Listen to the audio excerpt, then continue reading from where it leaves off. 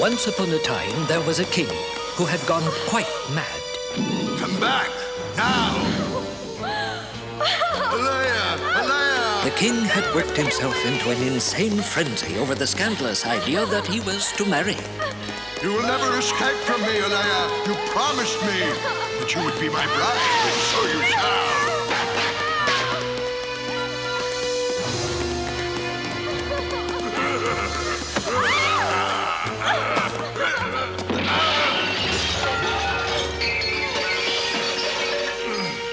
Can't escape, Alea. I'll find you. You are to be my queen.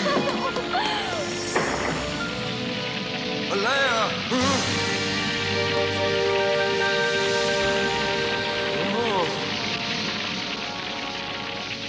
My beautiful bride, you will always be mine. Years ago, he had been married to the beautiful Queen Aurora, whose blonde hair shone like 1,000 suns.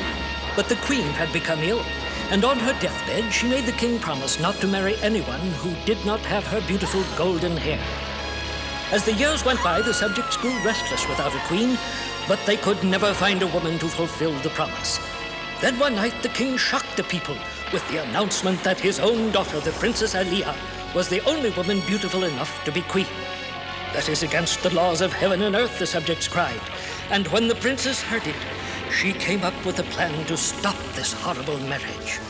The king must bring her a dress made of spun gold, another made of silver moonbeams, and a third dress made out of stardust, as well as a cloak of 1,000 furs. Surely an impossible feat. But when the king managed to fulfill this request, the poor princess had no choice but to flee for her life.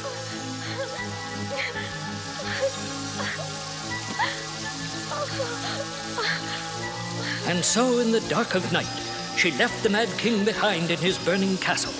With her dresses and cloak, she ran till she could run no more. Freezing and alone, she put on her cloak of 1,000 furs.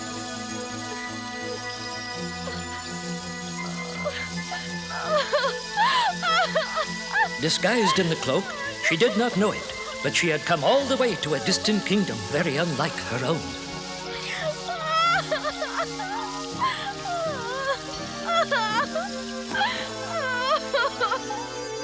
What's that?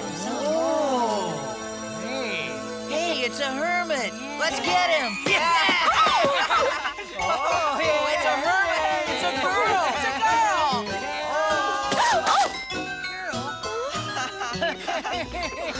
Uh-oh. It's a prince!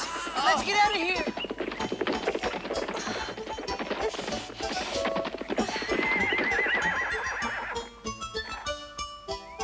Your Highness, it's a girl.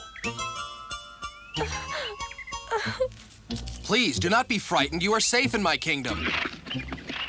You look as if you've come a long way. You must be hungry. Bring her to the palace so we can give her some food. Sire, you can't mean that. You heard me. Next thing you know, he'll be asking me to build that thing a nest. All right, pick yourself up again, you. Let's get a move on. Simon, carry the young lady's bag for her, please. Oh, but... Well, let's have your bag, then. Ah! What kind of a creature is this? You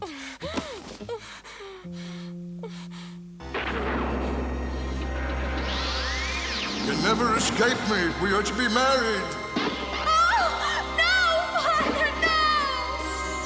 And so the princess, haunted by the image of her father, found herself in a strange kingdom in a most extraordinary disguise.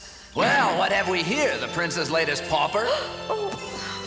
Listen, I have plenty for you to do in the pantry, so get yourself up off the floor and get down there right away. And make it quick, you haven't got all day.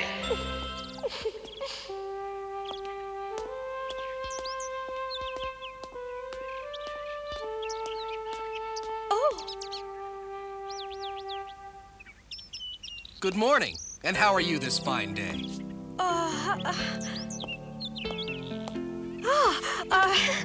Oh, I'm sorry. Let me get that for you. No. Huh? Wait, don't go. I wonder if I did something to offend her. So the beautiful Princess Alea settled into her new life as a lowly scullery maid. Even though she was far from home and the royal life she was used to, she didn't mind, because she thought anything would be far better than having to marry the mad king. Then it came to pass that a magnificent ball was to be held for the prince. People came from far and wide, and the whole palace made ready for it. All of the servants in the castle worked with a frenzy to please their beloved prince. Even Aliyah did her part by keeping the pantry floor swept. She was accustomed to attending royal balls as a guest and not as a servant. She longed to join in the celebration. The music reminded her of what it had been like before the madness had taken her father. How she had loved to dance with him. You dance wonderfully, Father.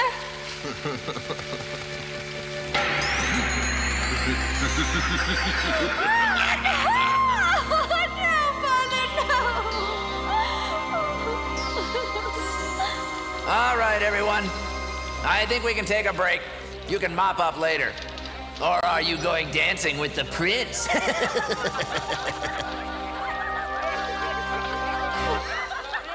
The royal ball was magnificent, complete with princes and princesses and delightful music.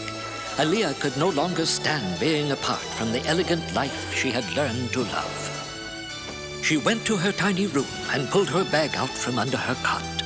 She took out the dress made of spun gold. It shimmered and glistened magically. She forgot her troubles for a moment and basked in the warm glow of the dress. Dreaming of her meeting with the prince by the well, she decided to go to the ball. For the first time since her father had gone mad, she felt happy and looked forward to meeting the kind prince on equal terms.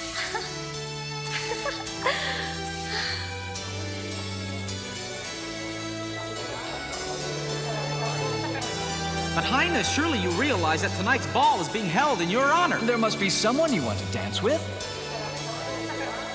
Huh? Oh!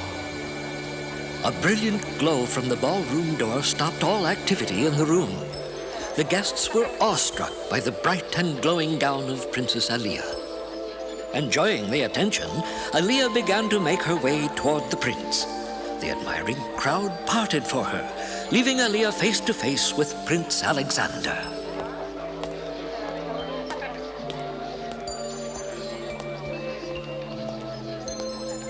My lady, would you do me the honor of this dance? Oh.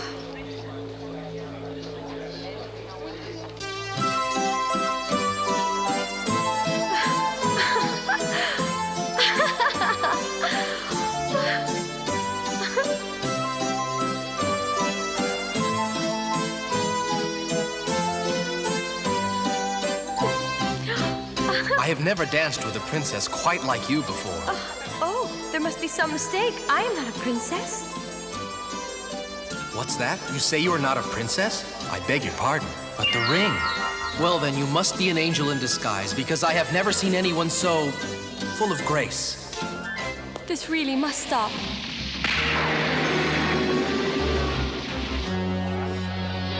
No, it isn't right. What? I'm sorry. Oh, wait! Come back! Excuse me. Excuse me!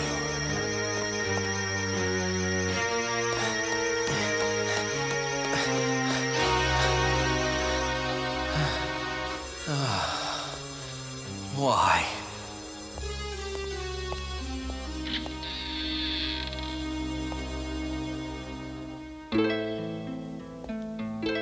What happened? Oh, nothing. Oh well. Good night, then. Aliyah was glad she had remained anonymous, for she was still terribly troubled by her past. But she was also disappointed that the prince had not recognized her, for she was beginning to fall in love with him. And so, for the prince and princess, the lonely days came and went.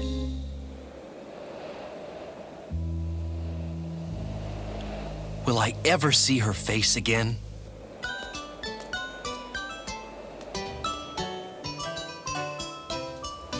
I haven't seen you in a while. Have they been keeping you busy? Yes, Your Highness.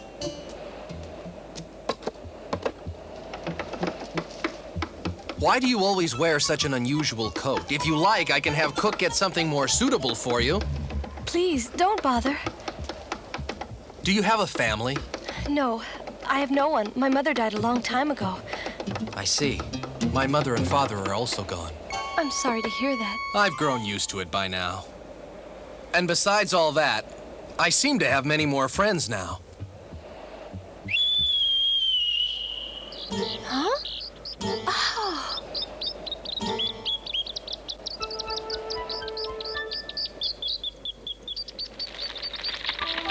Oh, they must like you an awful lot. Where is that no good funny coat? Wait a minute. You forgot your bucket. Oh, thank you.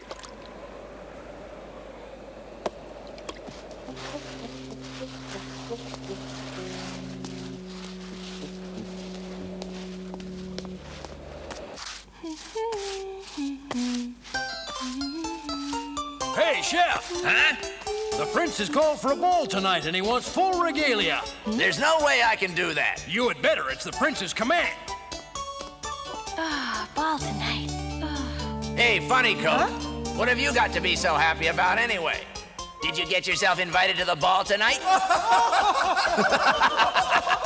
We don't have time for your impossible daydreaming. Now go get the firewood. Yes, sir. And later that night, the princess crept up to her tiny room and put on the dress made out of silver moonbeams.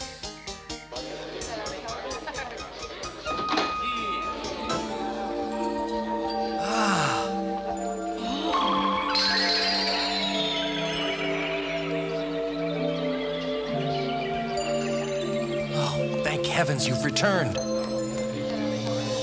May I have the honor? I didn't know if I would ever see your face again.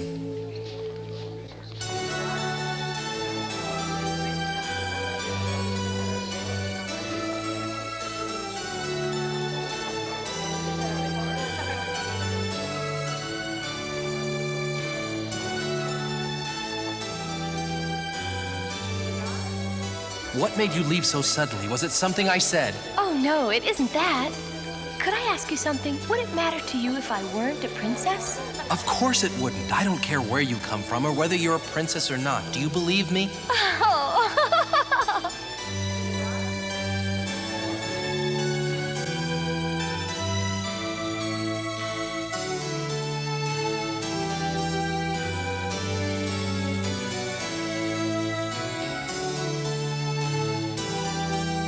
You are the most wonderful person I've ever met. Thank you, but you don't know me. Yes, I do. I love you. I want to marry you.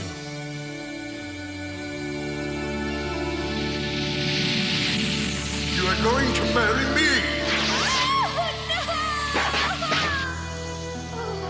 Oh, I'm sorry.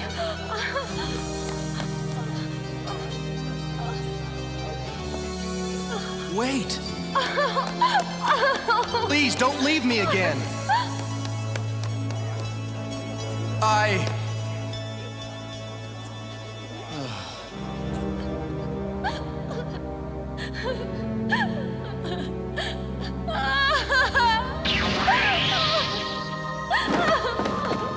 have fulfilled my part of our arrangement. Now it's your turn. What's the matter? You thought I would never be able to make the dresses you requested? Well, my dear, it was no problem for me. Come here now and be my bride. Your Majesty, huh? you must stop this right now. You know it's against the laws of heaven and of earth for a father to marry his own daughter. Get away! Your Majesty, please, it's not fitting of royalty. Have you forgotten your mother's last wish? It's time. I promised your mother on her deathbed to only marry someone as blonde and beautiful as she was, and I intend to keep my promise. You are the only one who can fulfill the promise because you have the same blonde hair. You must get ready for the wedding. Please, Your Majesty, stop this. You're much too ill. I'm not too ill. It's my wedding day. She promised to be my bride. You must take your medicine. Oh, what's to become of me? Leia, you must.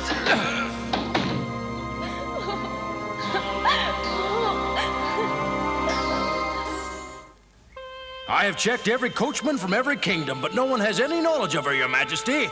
But she was here, and she could not have just appeared out of thin air. My heart does not lie to me. Yes, it's true, sire. We did all see her, but I can't imagine how she walked from here without a carriage in all of this snow. I don't know. Who was that princess anyway? Even though she was haunted by nightmares of the Mad King, Princess Alea remained a dutiful servant at the palace of the kind Prince Alexander. Well, I see that you have become a real favorite with the birds. Oh, I'm very sorry. I really didn't mean to interfere. You're not interfering. They really are very fond of you. You think they are? Yes, I do. And any friend of the birds is a friend of mine.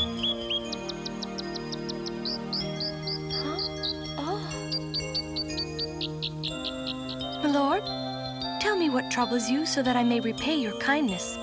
I don't really want to burden you with my problems. They tell me that a suitable bride has been picked out for me. A bride, sir? The elder statesman says it is for my country's future that I must marry.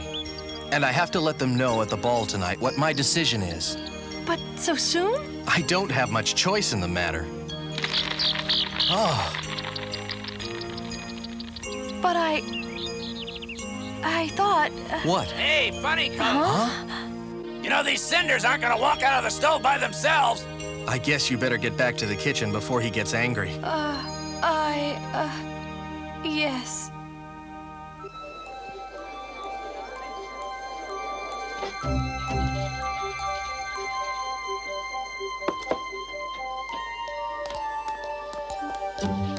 And so, with a heavy heart, the princess went up to her tiny room and put on her dress as brilliant as stardust. As she approached the ballroom, her love for the prince drew her on.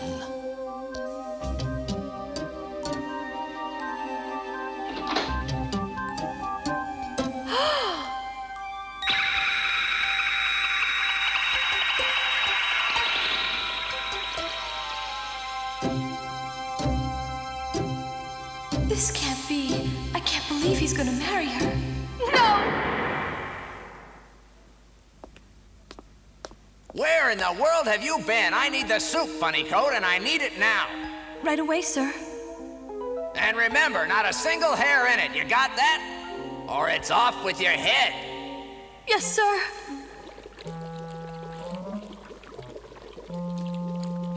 The princess did as she was told, taking great care with the soup.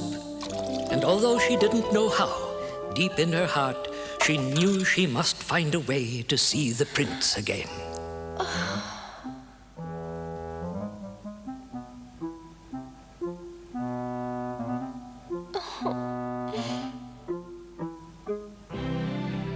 It was then she remembered how he had noticed her ring.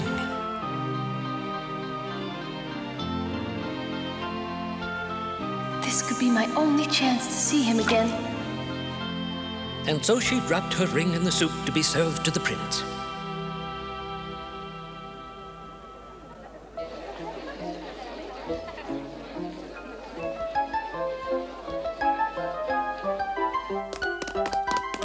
Hey, chef, the prince wants to see the person who made that soup right away. Huh? But why? What in the world could have happened? I told her to be careful about getting hairs in the soup. It's not hair, you big imbecile. Hey, funny coat, you're really in for it now. Are you really and truly the person who made the soup for us this evening? Yes, Majesty. I made the soup. I'll take the punishment. That won't be necessary. What? Why didn't you tell me about yourself sooner? I believe this is yours.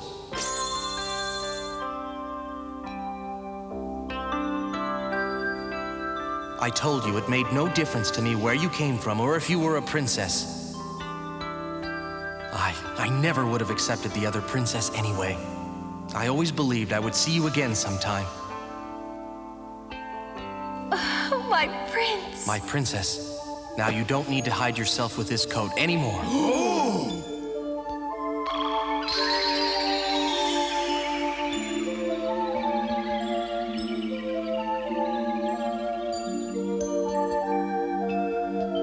Oh, Your Highness, please don't do that. Making the soup isn't your job. Perhaps not, but I prefer making the soup from my own recipe. Well, if you put it that way. Where do you want these buckets of water? Oh, Your Majesty, please be careful. Let me get that for you. Oops. Ow. Huh?